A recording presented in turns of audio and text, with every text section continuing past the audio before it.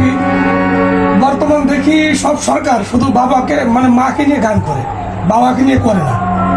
তাই সেই বাবাকে নিয়ে একটি গান, যদিও অনেক শিক্ষণীয় কিছু আছে ভিতরে।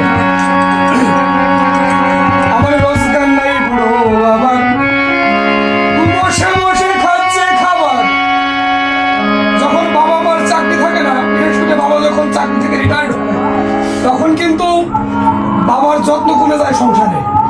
তাই সেইখান থেকে এই গানটি, আমার চাকরি নাই বুড়ো বাবা,